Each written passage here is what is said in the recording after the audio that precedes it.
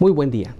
Estoy muy contento que en este sábado te encuentres con nosotros una vez más para estudiar este tema muy importante que se titula Unión de Iglesia y Estado. En esta ocasión quiero invitarte a que vayamos a Dios en oración para estudiar este tema muy importante. Acompáñame a orar, aquí me voy a arrodillar, si tú puedes hacer lo mismo allá, así hazlo. Padre eterno que esté en los cielos, santificado sea su nombre. En esta hora del día estamos muy agradecidos porque nos permite encontrarnos aquí para estudiar su palabra. Queremos pedir que su bendición nos pueda acompañar, que al estudiar podamos entender las cosas que hemos de leer y que su buen espíritu pueda guiarnos hacia toda la verdad. Bendíganos aquí y a cada uno que nos ve, en el nombre de Jesús. Amén. Muy buen día.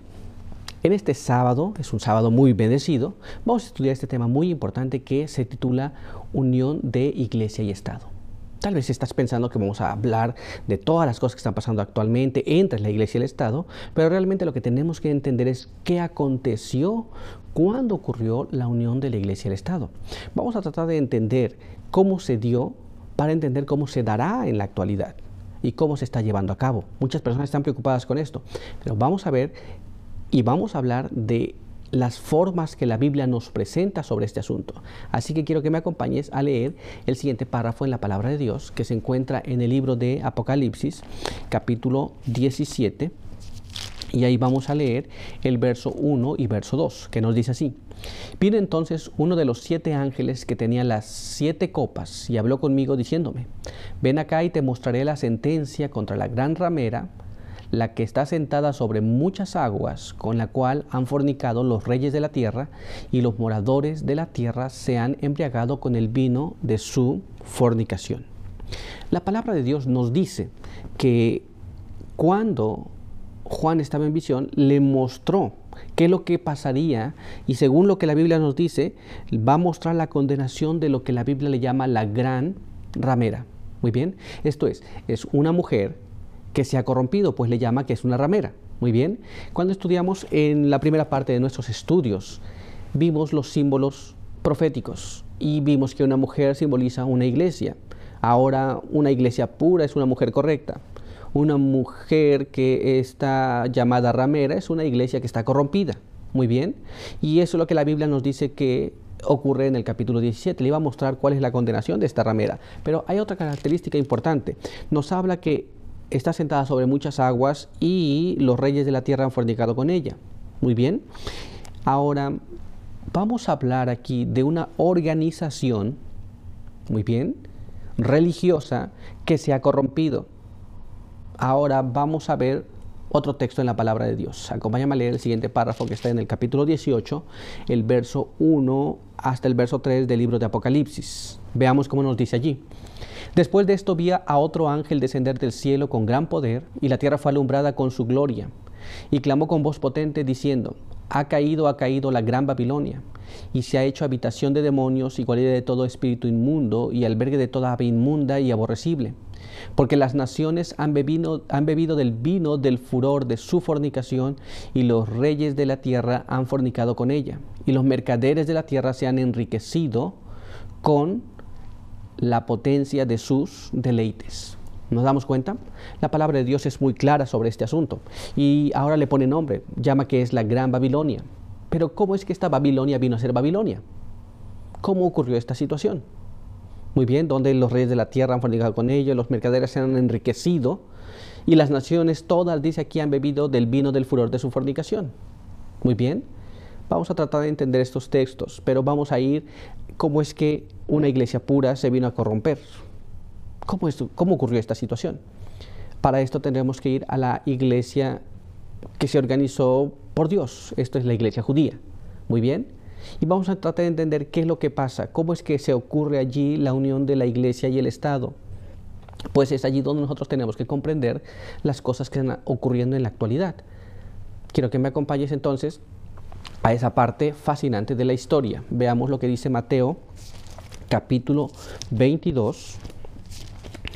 Y ahí vamos a leer el verso 15 y verso 16, y nos dice así. Entonces fueron los fariseos y consultaron cómo sorprenderle en alguna palabra. Y le enviaron los discípulos de ellos con los herodianos, diciendo: Maestro, sabemos que eres amante de la verdad y que enseñas con verdad el camino de Dios, y que no te cuidas de nadie porque no miras la apariencia de los hombres. Muy bien, esto es, los líderes de la iglesia, los fariseos en aquel entonces, mandaron a sus discípulos a hacer una pregunta interesante a Jesús. Pero hay una cosa importante. Ellos le dijeron: sabemos que enseñas con verdad, porque no te cuidas de los hombres, no te cuidas de la apariencia. Muy bien, Jesús estaba allí. Era una iglesia que se había corrompido, la iglesia judía. Y Jesús no se cuidaba de la apariencia. ¿Por qué? Porque Jesús no le interesaban las apariencias. Hoy día las organizaciones religiosas se encargan de estas cosas, de ver que la apariencia sea buena para un lado y para el otro. Y él juzgaba bien las cosas, porque cuando uno no mira apenas lo que puede ver, entonces puede entender el mecanismo de actuar de las personas. Pues Jesús juzgaba con verdad, porque él podía ver las intenciones del corazón. Muy bien. Y ahora veamos cuál es la pregunta que le hacen. Vayamos allá a la palabra de Dios una vez más y leamos ahora los versos 17 al verso 19. Mire cómo dice: Dinos pues, ¿qué te parece? ¿Es lícito dar tributo a César o no? Pero Jesús, conociendo la malicia de ellos, les dijo: ¿Por qué me tentáis, hipócritas? Mostradme la moneda del tributo. Y ellos le presentaron un denario. Un asunto muy interesante es de que ellos traían una pregunta muy interesante. Muy bien, la pregunta que le hacen aquí es muy interesante. ¿Es lícito dar tributo a César o no? Muy bien. Recuerda que los judíos estaban subyugados por el poder romano y ahora ellos traían una pregunta concerniente a los asuntos del Estado, concerniente a los asuntos que estaban pasando en la actualidad. Y Jesús le dice: ¿por qué me tientas? No me tientes en este asunto. Pero ellos le estaban tentando. Ahora, ¿qué aconteció? Ellos hicieron una pregunta si era correcto, si estaba bien, si Jesús aprobaba pagarle tributo a César. Y Jesús lo que hizo fue pedirles una moneda y ellos presentaron un denario, que era la moneda del tributo. Muy bien, veamos qué acontece ahora. Acompáñame a leer el siguiente párrafo, que está en el capítulo 22, pero ahora vamos a leer el verso 20 y el verso 21. Mire cómo dice: Entonces les dijo: ¿de quién es esta imagen y la inscripción? Le dijeron: de César. Y les dijo: dad pues a César lo que es de César y a Dios lo que es de Dios. ¿Nos damos cuenta? Cuando nosotros leemos la palabra de Dios, Dios identifica a César y que está correcto darle el tributo a César. Pero las cosas que son de Dios debes entregárselas a Dios. Muy bien. ¿Estamos entendiendo cómo funciona? Esto es, cuando nosotros vemos la pregunta que le hacen y cómo tratan de interactuar con él, él presenta una moneda y cuando le presentan esta moneda, él le dice: ¿de quién es la inscripción? Y dijeron: de César. Entonces, si este es de César, entrégale a César. Ese es el tributo que tienes que pagarle a César. Muy bien. Jesús entendía que había dos reinos, el reino civil y el reino espiritual. Jesús no tenía interés en el reino civil, pero tenía interés en el reino espiritual. Y Jesús enseñó a través de estas partes de la palabra de Dios que hay dos reinos. Muy bien. Pero cada uno tiene su lugar. Las cosas que le pertenecen al César, dáselas al César. Las cosas que le pertenecen a Dios, dáselas a Dios. No los mezcles. Muy bien. Muchas veces queremos mezclar las cosas y aquí que nos encontramos en dificultades. ¿Se da cuenta? Así que nosotros debemos entender esta parte. Pero vamos a continuar. Acompáñame a leer el siguiente párrafo en la palabra de Dios, que está en el libro de Deuteronomio, capítulo 4. Y ahí vamos a leer el verso número 13. Y él os anunció su pacto, el cual os mandó poner por obra, los 10 mandamientos, y los escribió en 2 tablas de piedra. Muy bien. Esto es, la palabra de Dios nos dice que Dios entregó leyes y estatutos, pero directamente en los mandamientos que Dios entregó, escribió 2 tablas. Muy bien. Una tiene que ver con el asunto espiritual, todo es espiritual, pero un asunto tiene que ver con el asunto espiritual directamente con Dios y otra tiene que ver con tu prójimo. Muy bien, así lo determina la palabra de Dios. Dios establece este asunto, nuestra relación con Dios, nuestra relación con nuestros semejantes. ¿Cómo sabemos esto? Bueno, vamos a leer en la palabra de Dios el siguiente párrafo que se encuentra en Deuteronomio, capítulo 6, y ahí vamos a leer el verso 4. Mira cómo dice: y amarás a Jehová tu Dios de todo tu corazón y de toda tu alma y con todas tus fuerzas. Esta es la primera parte de la ley. Amar a Dios con todo tu corazón, con todas tus fuerzas, con toda tu alma. Pero hay más todavía. Vamos a la segunda. La segunda está en Levítico, capítulo 19, y vamos a leer el verso 18. Mira cómo dice: no te vengarás ni guardarás rencor a los hijos de tu pueblo, sino que amarás a tu prójimo como a ti mismo, yo, Jehová. Muy bien.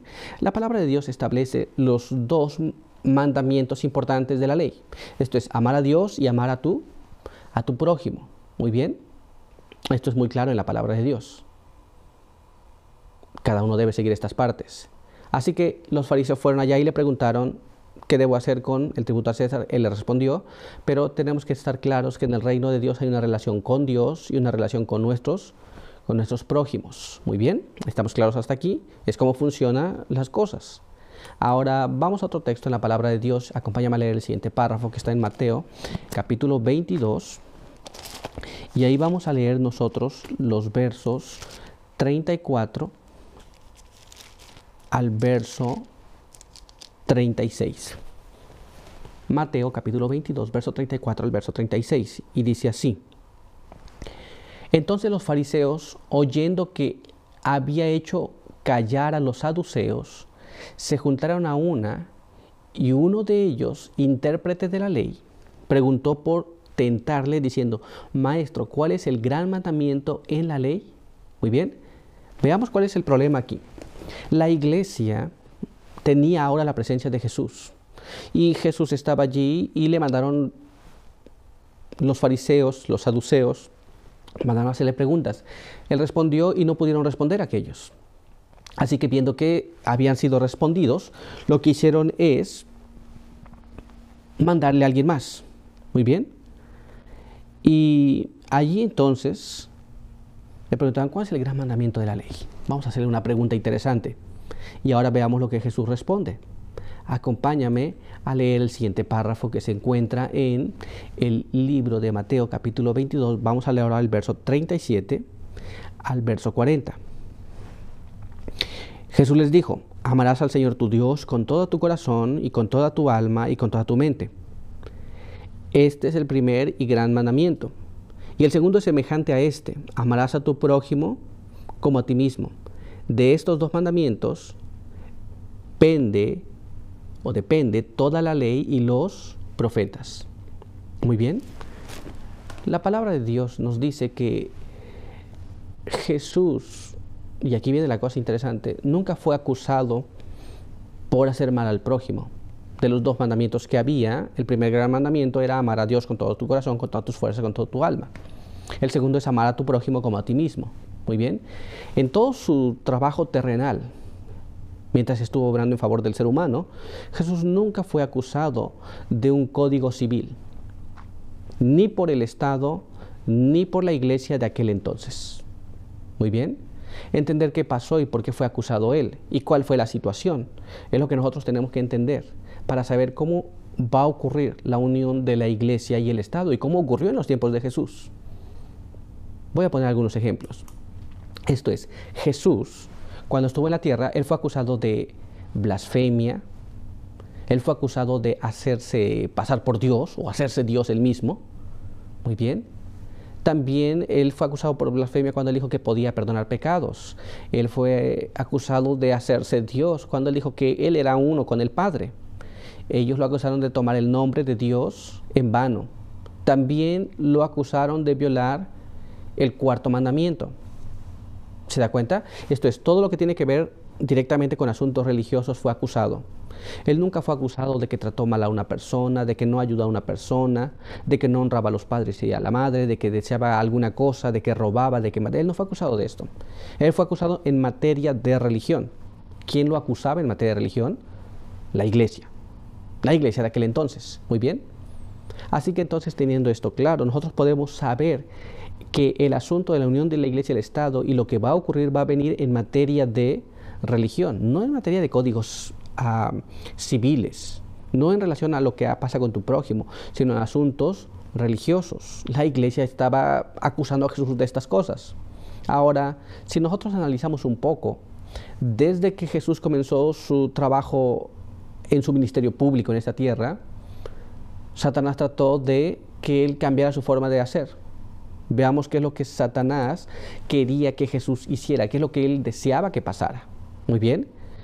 En otras palabras, Satanás él deseaba que Jesús tomara las riendas del poder civil. Muy bien. No apenas Satanás, los fariseos, los saduceos, muy bien, los herodianos, también los discípulos. Ellos deseaban que Jesús tomara el poder civil en esta tierra. Pero esto no ocurrió. Satanás tenía ese deseo de hacer cambiar a Jesús y que él tomara el poder civil.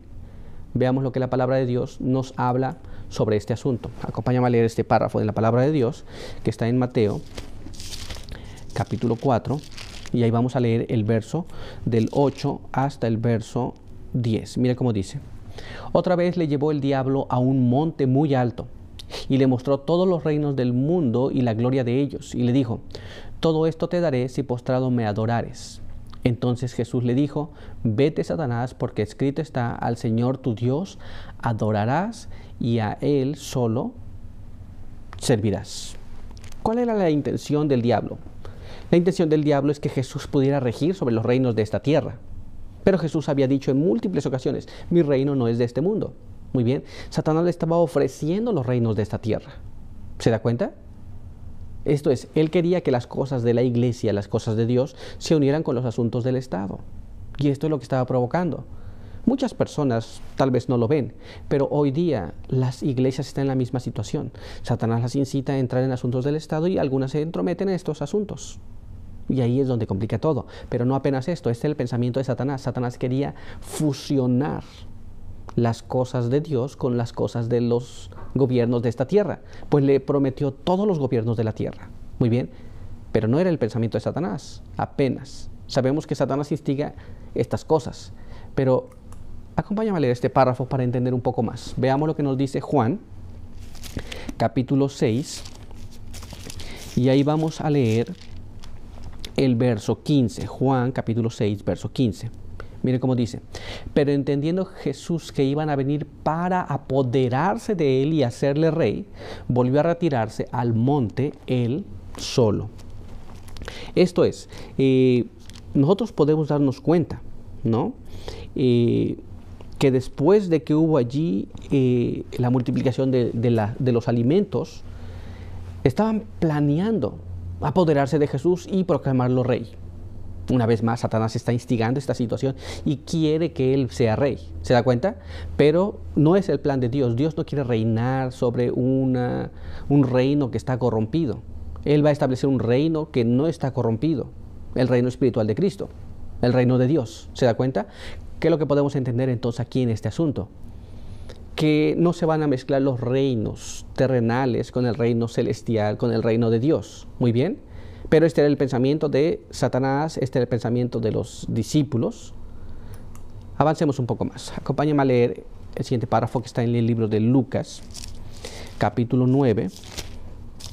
Y ahí vamos a leer el verso 54 al verso 56. Mire cómo dice. Y viendo esto, sus discípulos Jacobo y Juan dijeron: Señor, ¿quieres que mandemos que descienda fuego del cielo y los consuma, como hizo Elías?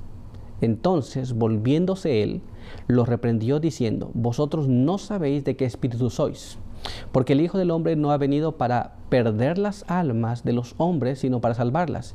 Y se fue a otra aldea. Muy bien. ¿Qué es lo que pasa aquí? Jesús estaba yendo a Jerusalén, muy bien, y los mandó para entrar a una aldea de samaritanos.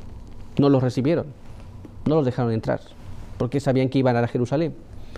Entonces, estos dos discípulos que leemos aquí en la palabra de Dios, Jacobo y Juan, se quedaron muy indignados por esta situación.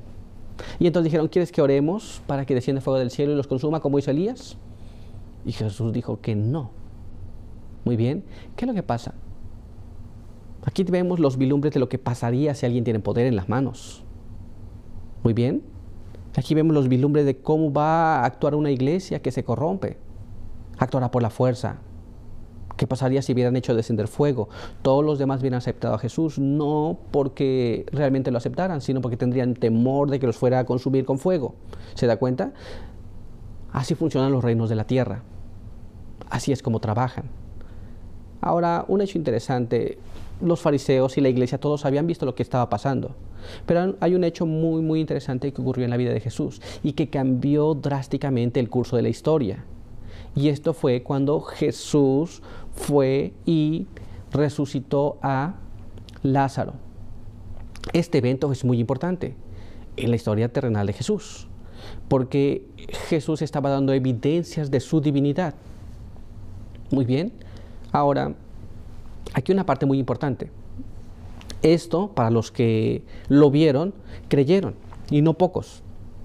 Sin embargo, ocurrió algo muy interesante. Veamos lo que aconteció. Leamos lo que dice la palabra de Dios. En el libro de Juan, capítulo 11, y ahí vamos a leer el verso 47 hasta el verso 50, y nos dice así. Entonces los principales sacerdotes y los fariseos se reunieron en el concilio y dijeron: ¿qué haremos? Porque este hombre hace muchas señales. Si le dejamos así, todos creerán en él, y vendrán los romanos y destruirán nuestro lugar santo y nuestra nación. Entonces Caifás, uno de ellos, sumo sacerdote de aquel año, les dijo: vosotros no sabéis nada, ni pensáis que nos conviene que un hombre muera por el pueblo y no que toda la nación perezca. Muy bien. Después de que Jesús resucitó a Lázaro, esto es lo que ellos se consultaron a decir. Aquí tenían un problema nacional. Muy bien. Pues ellos habían hablado de esta manera. Ellos habían dicho así: que este Jesús hacía muchos milagros. Y si lo dejaban allí, y muchos iban a creer en él. Y entonces los romanos vendrían y les quitarían su lugar y la nación. Muy bien.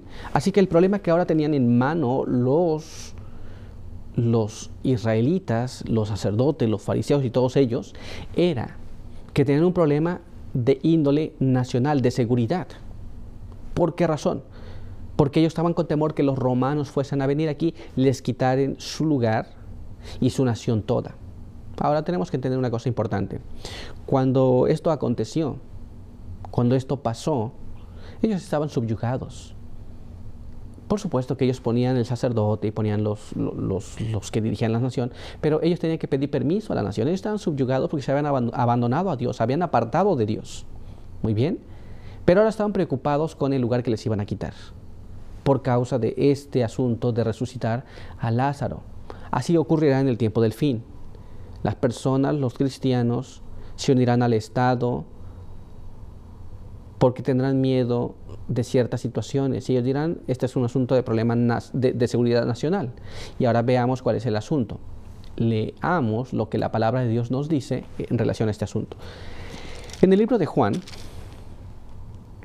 capítulo 11, y ahí vamos a leer los versos que estamos leyendo. Allí vamos a continuar con la parte que nos falta. Y ahí nos dice así: así que desde aquel día consultaban juntos de cómo matarle. Muy bien.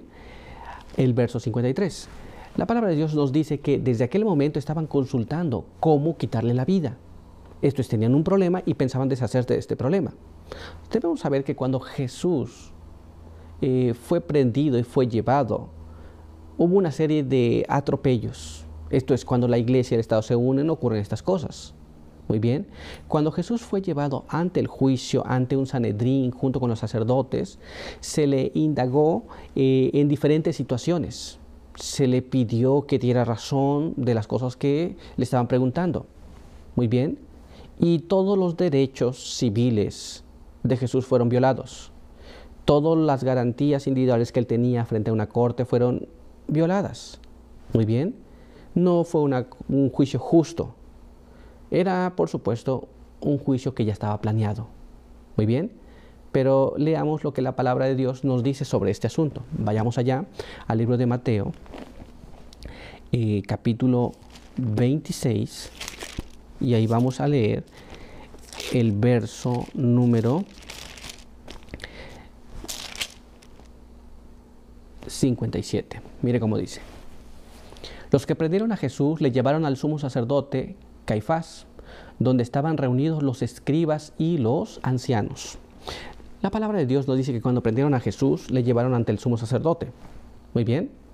Donde ya estaban reunidos todos los demás. Esto es, era un juicio ya arreglado. No lo iban a juzgar. Ese mismo rato que lo llevaron, lo juzgaron. Donde ya estaban esperándolo. Esto ya estaba preparado ese juicio. ¿Se da cuenta? Ahora ocurre más. Veamos lo que nos dice el libro de Mateo capítulo 26. Y ahora vamos a leer el verso 62 al verso 64. Mire cómo nos dice. Y levantándose el pontífice le dijo, ¿no respondes nada? Que testifican estos contra ti. Mas Jesús callaba. Respondiendo el pontífice le dijo, te conjuro por el Dios viviente que nos digas si eres tú el Cristo, Hijo de Dios. Jesús le dijo, tú lo has dicho. Y aún os digo que desde ahora habéis de ver al Hijo del Hombre sentado a la diestra de la potencia de Dios y que viene en las nubes del cielo.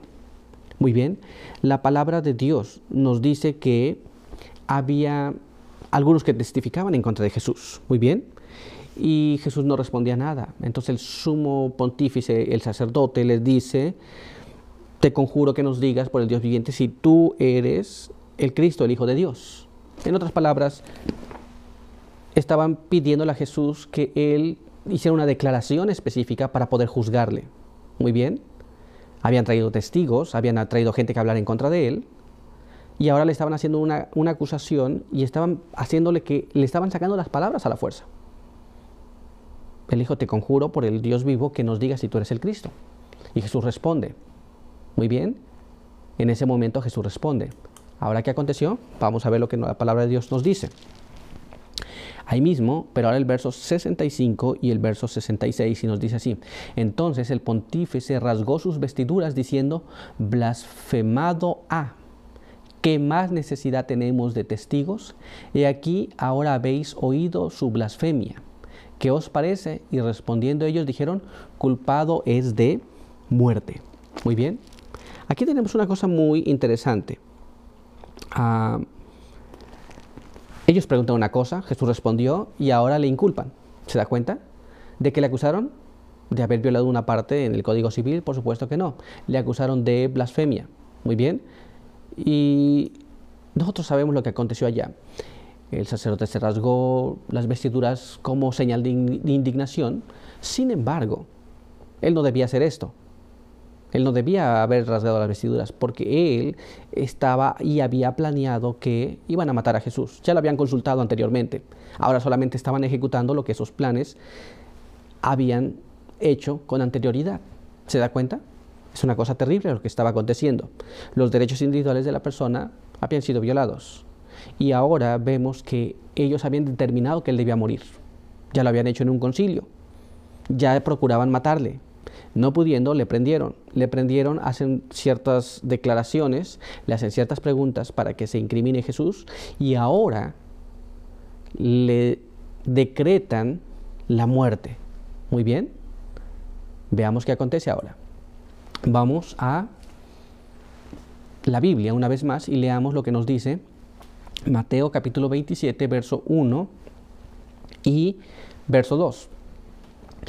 Venida la mañana, todos los principales sacerdotes y los ancianos del pueblo entraron en consejo contra Jesús para entregarle a muerte. Y le llevaron atado y le entregaron a Poncio Pilato, el gobernador. Muy bien. ¿Qué es lo que la palabra de Dios nos dice? Nos dice que ellos hicieron consejo en contra de Jesús para entregarlo a muerte. Muy interesante que los judíos no podían dar muerte, porque ellos no tenían ese poder. Ese poder les había sido arrebatado. Muy bien. ¿Quién no tenía? El poder romano. Esto es el Estado. El Estado podía ejecutar, pero ellos no podían ejecutar. Muy bien. Entonces, había dos poderes, la iglesia y el Estado. Y ellos le entregaron a Pilato para que él ejecutara, algo que ellos estaban determinando. ¿Se da cuenta? Y así es como empieza a ocurrir la fusión de la iglesia y el Estado. ¿En relación a qué? En relación a lo que ellos consideraban que no estaba correcto en asuntos religiosos. Veamos qué aconteció ahora. Acompáñame a leer este párrafo en la palabra de Dios, en el libro de Juan, capítulo 18, y ahí vamos a leer el verso 28 y verso 29. Mire cómo dice. Llevaron a Jesús de casa de Caifás al pretorio. Aquí vamos a ver una cosa interesante. De la casa de Caifás. Esto fue un juicio privado. Y dice así, era de mañana y ellos no entraron en el pretorio para no contaminarse y así poder comer la Pascua. Entonces salió Pilato a ellos y les dijo, ¿qué acusación traéis contra este hombre? Aquí hay una cosa muy interesante. Cuando nosotros leemos esta declaración ellos no querían contaminarse para poder participar de la Pascua, pero estaban dispuestos a darle muerte a alguien. De hecho, lo habían determinado ya. Vemos que entonces ellos tenían un juicio privado, pero no tenían el poder para ejecutarlo. Sin embargo, lo llevan a el Estado, que sí lo podía ejecutar. Continuamos leyendo lo que nos dice el texto. Vayamos allá a el capítulo 18 Juan, verso número 30. Veamos qué nos dice allí. Respondieron y le dijeron, si este no fuera malhechor, no te lo habríamos entregado. Muy bien. Estos lo llevan allá y Pilato quiere saber cuál es la acusación. Pues Pilato era una persona que estaba consciente de todas las cosas que estaban pasando. Sabía una cosa muy interesante, que los judíos, cuando había alguien que no les parecía, ellos querían eliminarlo, pero no podían. El Estado tenía que sancionar. Entonces les preguntó, ¿qué acusación tiene contra este? Y simple y sencillamente su acusación fue, si este no fuera malhechor, no te lo hubiéramos traído. Pero veamos qué es lo que aconteció. Leamos el siguiente párrafo que está en el verso número 31. Entonces les dijo Pilato, tomadle vosotros y juzgadle según vuestra ley. Y los judíos le dijeron, a nosotros no nos está permitido dar muerte a nadie. Muy bien. ¿Qué es lo que leemos aquí? Lo que leemos en la palabra de Dios es que los judíos querían darle muerte. Muy bien. Pilato dijo, vayan, júzguenle ustedes. Pero ellos ya habían juzgado y ellos decían, es digno de muerte. Muy bien. Ahora, cuando dijo, pues júzguenle según vuestra ley. Y según la ley de ellos no podían hacer nada. Pero, ¿qué ley iba a ser esa? Una ley religiosa. Muy bien, ellos estaban apelando ahora a la ley civil. Muy bien. Y ellos querían la muerte de este. ¿Estamos entendiendo lo que está pasando? Vemos aquí la iglesia apelando al brazo del poder civil. Pues veamos qué aconteció. Leamos ahí el siguiente párrafo en Juan, capítulo 19, verso 13. Ahora vamos a leer el verso 13 y el verso 15. Mire cómo dice.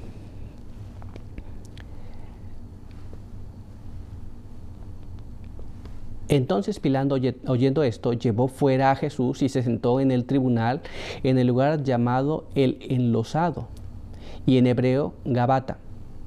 Era la preparación de la Pascua y como la hora sexta. Entonces dijo a los judíos, he aquí vuestro rey. Pero ellos le gritaron, fuera, fuera, crucifícale. Pilato les dijo, ¿a vuestro rey he de crucificar? Respondieron los principales sacerdotes, no tenemos más rey que César. Muy bien.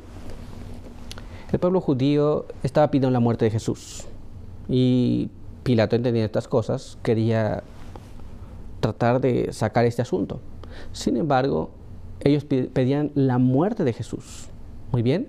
Aquí hay una cosa muy interesante. Los judíos comenzaron a gritar, no tenemos más rey que a César. Muy bien. Esto es, la iglesia ahora estaba rechazando a su rey, esto es Dios, este es Jesús, y estaba diciendo, nosotros no queremos nada que ver con este, nosotros tenemos a nuestro rey y nuestro rey es César. Entonces la iglesia se estaba fusionando con el poder civil de aquel entonces. Ahora quiero que usted me acompañe para que veamos lo que nos dice la pluma inspirada sobre este asunto. Veamos lo que nos explica aquí el conflicto de los siglos en la página 432. Y dice así: por su alejamiento del Señor y su alianza con los paganos, la iglesia judía se transformó en ramera. Roma se corrompió de igual manera al buscar el apoyo de los poderes del mundo y por consiguiente recibe la misma condenación. ¿Nos damos cuenta? Esta es la unión de la iglesia y el Estado. Primero comienza con la iglesia judía. La iglesia judía apeló al poder civil, al poder romano, a un poder pagano, y entonces se convirtió en una ramera.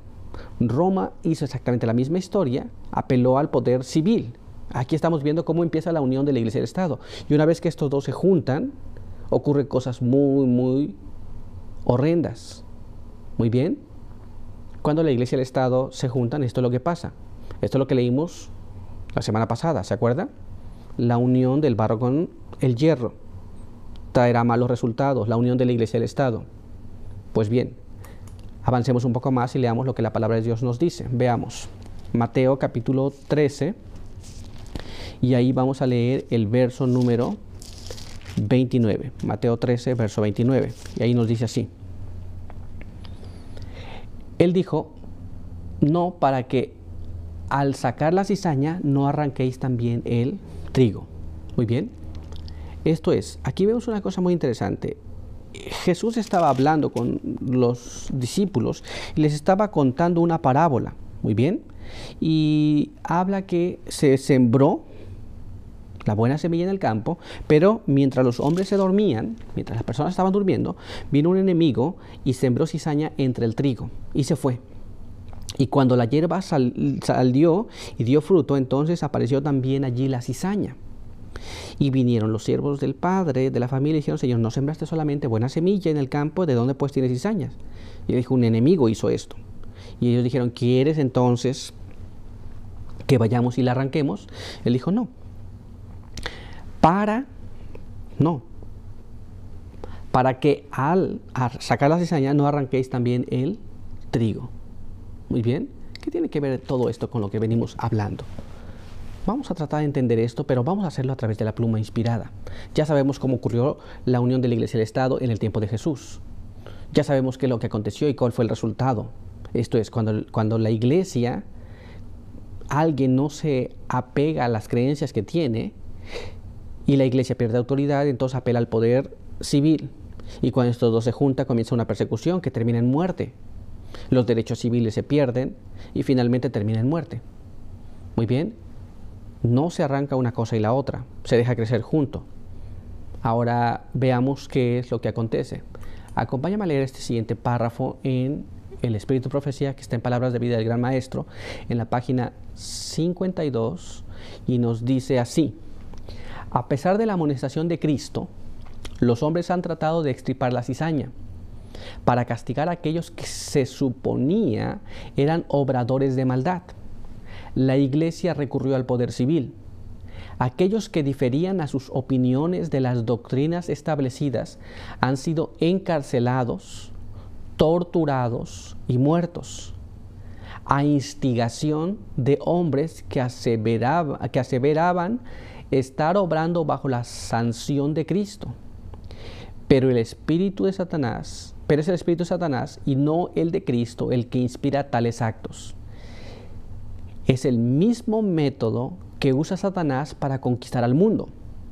Dios ha sido falsamente representado por la iglesia a causa de la forma de tratar con aquellos que se suponían eran herejes. ¿Nos damos cuenta?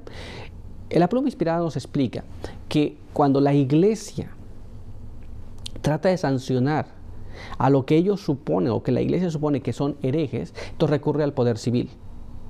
Y entonces produce muchas situaciones muy complejas: persecución, muerte, tortura, todas estas cosas. Y esto ha pasado en la historia, esto ha venido ocurriendo en la historia.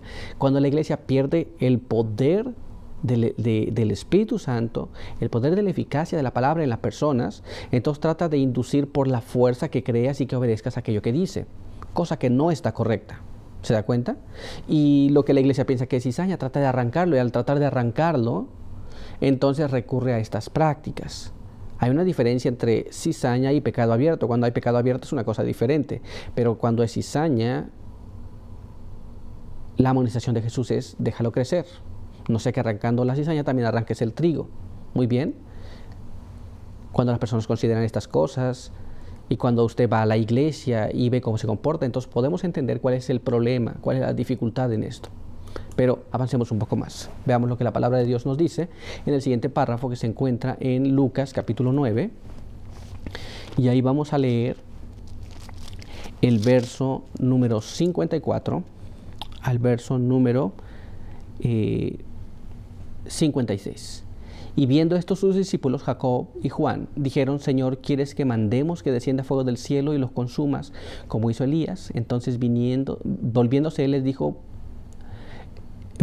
él, los reprendió diciendo: Vosotros no sabéis de qué espíritu sois, porque el Hijo del Hombre no ha venido para perder las almas de los hombres, sino para salvarlas. Y se fueron a otra aldea. Imagine ahora qué haría una iglesia que tuviera este poder. Cuando las iglesias tienen ese poder, entonces ellos irían evangelizando de la forma así: si no crees en mí, entonces vamos a hacer descender fuego del cielo. Es una forma muy radical.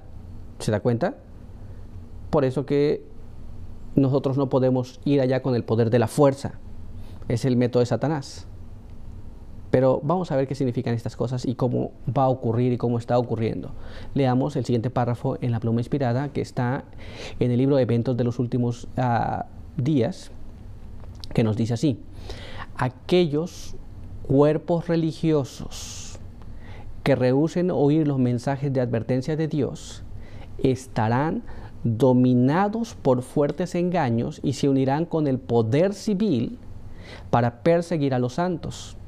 Las iglesias protestantes se unirán con el poder papal para perseguir al pueblo de Dios que guarda los mandamientos. Muy bien, recuerde, ocurrió con la iglesia judía, ocurrió con Roma, y ahora todas las organizaciones religiosas que se apartan de Jesús, que se apartan de oír la verdad, van a recurrir al poder civil para perseguir a los santos. Muy bien, las iglesias protestantes han hecho esto y lo van a continuar haciendo. Se unirán al poder civil, y junto el protestantismo con el catolicismo apelarán al poder civil. Y ya hemos visto en la Edad Media qué es lo que ha acontecido. Cuando la iglesia domina sobre el Estado, cuando estos dos se fusionan, hay una persecución terrible de los fieles hijos de Dios. Pero ahora quiero que me acompañes a leer el siguiente párrafo que está en Conflicto de los Siglos, página 438, que nos dice así: cuando la iglesia primitiva se corrompió al apartarse de la sencillez del Evangelio y al aceptar costumbres y ritos paganos, perdió el espíritu y el poder de Dios. Y para dominar las conciencias buscó el apoyo del poder civil. ¿Cómo ocurrió en aquel entonces? La iglesia primitiva, esto es después que los apóstoles murieron, la iglesia fue corrompiendo más y más y más, y cuando perdió el poder del espíritu, entonces apeló al poder civil para dominar las conciencias. ¿Se da cuenta? Hoy día va a ocurrir exactamente lo mismo. Las iglesias, al carecer de la eficacia del poder de la palabra de Dios, van a recurrir a la unión entre la iglesia y el Estado. Le va a pedir ayuda al Estado para dominar las mentes, para seguir, para legislar, para pedirle a las personas que adoren cierto día, de ciertas formas, y todos los que no quieran entonces van a ser perseguidos. Esto es lo que aconteció en aquel entonces, es lo que acontecerá ahora también. Pero hay más. Leamos el siguiente párrafo que se encuentra en Conflicto de los Siglos, página 438. Mira cómo dice: el resultado fue el papado, es decir, una iglesia que dominaba el poder del Estado y se servía de él para promover sus propios fines y especialmente para extirpar la herejía. Para que los Estados Unidos formen una imagen de la bestia, el poder religioso debe dominar de tal manera al gobierno civil que la autoridad del Estado sea empleada también por la iglesia para cumplir sus fines. ¿Se da cuenta? Esto ocurrió en aquel entonces y se formó el papado. Esto es, la iglesia dejó las doctrinas correctas, adoptó doctrinas falsas y ya no pudo sostener esas doctrinas, así que apeló al brazo del poder civil. Y el poder civil la apoyó y entonces comenzó a perseguir y promover sus propósitos. Ahora, en los Estados Unidos, para que esto ocurra, la iglesia debe apelar también al brazo del poder civil. ¿Y qué es lo que va a pasar? Cuando se apele a este brazo del poder civil, entonces, a través del Estado van a hacer cumplir las exigencias de la iglesia. Ahora, esto ya está ocurriendo. El Estado está apoyando a la iglesia y la iglesia está allí también. Y empiezan a querer legislar, a querer decir cómo debes tú adorar a Dios. ¿Se da cuenta? Cuando los gobiernos comienzan a pronunciar en asuntos de religión, en asuntos de fe, entonces está ocurriendo este cambio y hoy día lo estamos viendo en varias partes del mundo. Esto está ocurriendo justamente delante de nuestros ojos. Las cosas que pasaron en aquel entonces, el juicio de Jesús y cómo ocurrió, es lo que se viene pronto para los fieles hijos de Dios. Pero aún hay más. Quiero que me acompañes a leer el siguiente párrafo. Mira cómo dice. Conflicto de los siglos, página 438. Nos dice así. Siempre que la iglesia alcanzó el poder civil, lo empleó para castigar a los que no admitían todas sus doctrinas. Las iglesias protestantes que siguieron las huellas de Roma al aliarse con los poderes mundanos, manifestaron el mismo deseo de restringir la libertad de conciencia. Muy bien. O sea, recuerdan que en la Edad Media, ¿qué es lo que estaba pasando? En la Edad Media, algunas naciones se deshicieron del poder de la iglesia y eran perseguidos por la corona, porque la iglesia y el Estado estaban unidos. Así que vinieron para el continente americano y en este continente encontraron paz. Pero las iglesias protestantes que fueron perseguidas, dentro de poco también ocuparon el poder civil para perseguir a aquellos que no estaban de acuerdo con sus ideales, con sus doctrinas, con sus enseñanzas. Esto ocurrió. Esto es parte de la historia. Ahora, ¿qué va a pasar en el futuro? La misma cosa. Los protestantes van a apelar al brazo del poder civil para hacer cumplir sus demandas en asuntos de fe. ¿Se da cuenta? Esto va a volver a pasar, esto va a volver a acontecer. Pero vamos a leer el siguiente párrafo que se encuentra en el Conflicto de los Siglos, página 438, y nos dice así. Fue la apostasía lo que indujo a la iglesia primitiva a buscar la ayuda del gobierno civil, y esto preparó el camino para el desarrollo del papado, simbolizado por la bestia. San Pablo lo predijo al anunciar que vendría la apostasía y sería revelado el hombre de pecado. ¿Se da cuenta? ¿Qué es lo que indujo a que estas iglesias se unieran con el poder civil? La apostasía. Hoy día, muchas iglesias apelan al poder civil. Alguno puede decir, bueno, es que no tenemos nada que ver con el poder civil, pero si su iglesia, donde usted está reunida, tiene un convenio con el gobierno, está mezclado con el gobierno, entonces ha apelado al poder civil. Y dentro de poco, estas mismas iglesias van a estar tratando de imponer sus creencias a través del poder civil. ¿Se da cuenta? Y todos aquellos que no piensen como esta iglesia y que no obedezcan las cosas que esta iglesia dice, esta iglesia va a tener el poder para emplear el poder civil, esto es al Estado, para hacer que todos piensen y hagan igual que ellos. Pero recuerde, es el alejamiento de Jesús, el alejamiento del Evangelio, el apartamiento de Dios, pero sobre todo es la apostasía la que trae como consecuencia y como resultado que la iglesia apele al poder civil. Entonces, la unión de la iglesia y el Estado se da en relación de que se apartan de Dios, en relación de que se apartan del Evangelio y en relación a que caen en apostasía al querer adoptar prácticas que no están en la palabra de Dios, pero que las tienen que sostener porque las han adoptado, y todos aquellos que denuncian estas prácticas van a ser perseguidos, primero por la iglesia, y la iglesia finalmente se unirá con el Estado para hacer cumplir sus dogmas. ¿Se da cuenta? Esta cosa ya está pasando, esta cosa está ocurriendo delante de nosotros. Ahora es un momento de reflexionar. No vamos a indagar, no vamos a hacer suposiciones aquí sobre este asunto. Nosotros estamos viendo lo que pasó y lo que pasó va a volver a acontecer.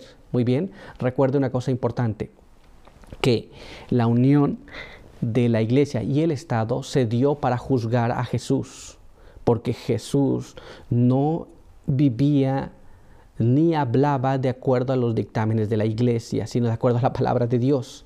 Hoy día ocurrirá lo mismo. Si usted habla de acuerdo a lo que está escrito en la palabra de Dios, entonces usted va a ser perseguido. Recuerde, todos los que quieran vivir piamente van a padecer persecución. ¿Persecución de quién? De la iglesia, que empleará el poder civil para que las personas obedezcan lo que la iglesia dice, porque han perdido el poder del Espíritu Santo para convencer. Y ahora querrán convencer por la fuerza. Así pensaban los discípulos. Y Jesús les dijo, vosotros no sabéis de qué espíritu sois. ¿Se da cuenta? ¿Estamos claros en lo que estamos hablando? Esto es muy importante, porque si su iglesia está empleando ese poder civil, si usted ve allá que a la iglesia se metió el poder civil, las cosas que están allí, entonces usted va a encontrar que su iglesia va a hacer esta parte. Aquí nos habla que las iglesias protestantes van a apelar al poder civil, donde en los Estados Unidos de Norteamérica. Y cuando esto ocurra, va a ocurrir esa fusión, va a ocurrir la fusión de la iglesia y del Estado que ahora estamos viendo. Muy bien. Nada tiene que hacer una cosa con otra, están totalmente separados, recuerda. Lo que pertenece a César, dáselo a César. Lo que pertenece a Dios, dáselo a Dios. La iglesia es un asunto para Dios, no un asunto para el Estado. Muchas personas piensan que esto es bueno o no es bueno. Muchas personas dicen, bueno, ¿se da cuenta? Que se haga una legislación para que se ore en las escuelas como antes. Recuerde que el asunto de la oración es un asunto de fe, es un asunto de la iglesia. Y no hay que legislar para eso. ¿Se da cuenta? Que se enseñe Biblia en las escuelas. Muchas personas piensan así. Sin embargo, este es un asunto de la iglesia, no es un asunto del poder civil. Y quien está detrás de todo esto, recuerde, los protestantes, junto con el poder civil, se van a unir en determinado momento y esto va a producir persecución para todos aquellos que no estén de acuerdo a estas doctrinas. Muy bien, así que ahora hemos concluido nuestro estudio, espero que hayamos entendido. Vamos a hacer una oración. Acompáñame. Padre eterno que está en los cielos, santificado sea su nombre. Estamos muy agradecidos porque nos permite estudiar su palabra. Hemos visto lo que aconteció en la historia, sabemos lo que va a venir pronto. Hemos leído lo que nos dice su palabra y queremos pedir que nos ayude para preparar nuestras vidas de tal forma que podamos estar listos para cuando estas cosas acontezcan, podamos estar listos para proclamar la verdad y poder dar testimonio de las cosas que hemos creído. Guárdenos aquí, bendiga a cada uno que nos ve. En el nombre de Jesús. Amén. Muy bien, muchas gracias por estar con nosotros. Recuerde que le esperamos el próximo sábado en nuestro siguiente estudio. Que Dios te bendiga.